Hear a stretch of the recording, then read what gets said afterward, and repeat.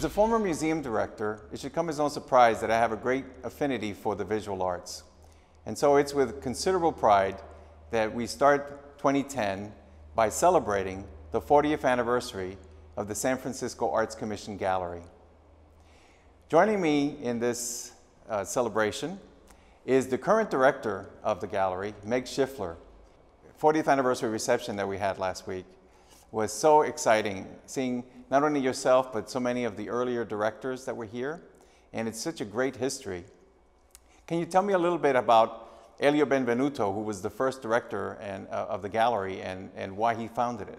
Well, the Arts Commission Gallery was founded in 1970, like you said, by Elio Benvenuto, who at the time was the San Francisco Art Commission's visual arts director. Now, before the gallery came around, that meant that Elio organized an annual arts event that was celebrated by the entire city. Artists would arrive for the jurying process. They would hold their pieces of art in their hands, walk into the building, and a jury would say, "You're in or you're out." And believe it or not, artists subjected themselves to that every year to get into the festival, which just said there weren't enough opportunities for local artists to show their work. So the gallery was founded, and when it was founded by Elio, he named it Capricorn Asunder, which was very reflective of the 1970s, sort of just post-psychedelia. And from the very beginning, the gallery very quickly, I think, reflected all of the kind of diverse interests of the visual artists of San Francisco, including some pretty strong, political views. Certainly a municipal gallery would reflect the nature of the city, and this is a city full of activists. This is a community that's never been afraid to voice their opinions about issues not only locally, but global issues. So the gallery has reflected that throughout the years. They had shows in reaction to Jesse Helms and the NEA and censorship at that time. They had exhibitions about gender and sexuality and identity. And of course, in 1989, the city suffered a major earthquake, which impacted the many different facilities. The gallery was able to continue operating at Grove Street for a couple of years, and then it was forced to be closed, correct? It took the city a few years to figure out which buildings that they owned would be able to remain active and which would need to be either renovated or closed. And unfortunately, in 1994, they decided to close the building that the Arts Commission occupied, and that sent the gallery into, the gallery and the whole agency into a search for a new home.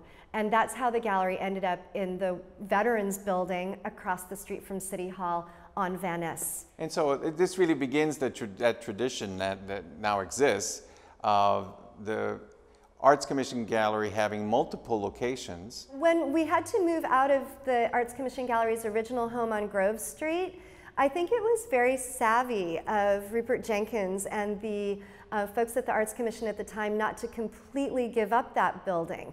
Now we operate a window installation program out of that original site. You are the current director, and you have established a wonderful legacy of exhibitions. Let's talk about some of the highlights. Well, I arrived in 2005 and inherited the program from Rupert Jenkins, who was an incredibly active and I would say very aggressive curator.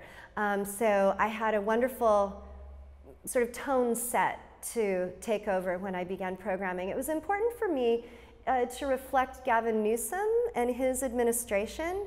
And when I came in, Gavin Newsom was speaking of San Francisco as an international, metropolis.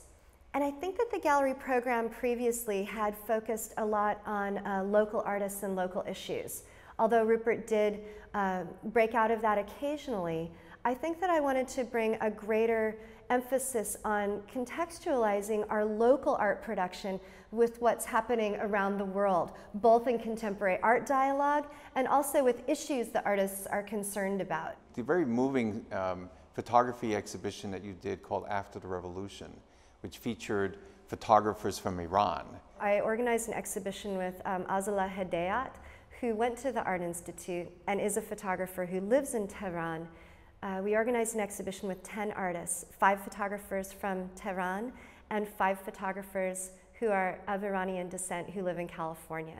It was the first exhibition of its kind in the United States, and I'm incredibly proud that we were able to host such a large exhibition that gave people insight into what people of a younger generation in Iran and within the diaspora are thinking about.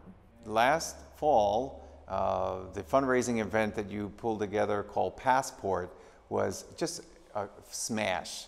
And I just love, could you talk a little bit about Passport? An individual would buy a passport, which is a little moleskin journal, and take that passport to a specific neighborhood on a specific day and walk around to local businesses. At each of the local business, an artist was there waiting to stamp your passport with a custom artist stamp.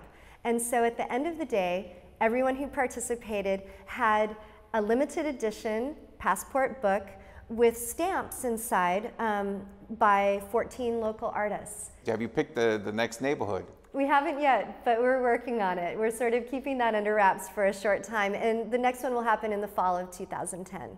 Well, we've got the Chain Reaction 11 in all of our galleries, including the one here at the War Memorial Building. And it's a great tradition, and it's a great way to get introduced to this great legacy of exhibitions that the San Francisco Arts Commission Gallery has. Well, thank you. And then Replay, the San Francisco Arts Commission Gallery from 1970 to present, is a collection of over 200 posters, photographs, art objects that's also housed, that exhibition is also housed at City Hall, and it was curated by Kelly Lindner. Thank you, Meg, for all your great work. Thank you, Luis.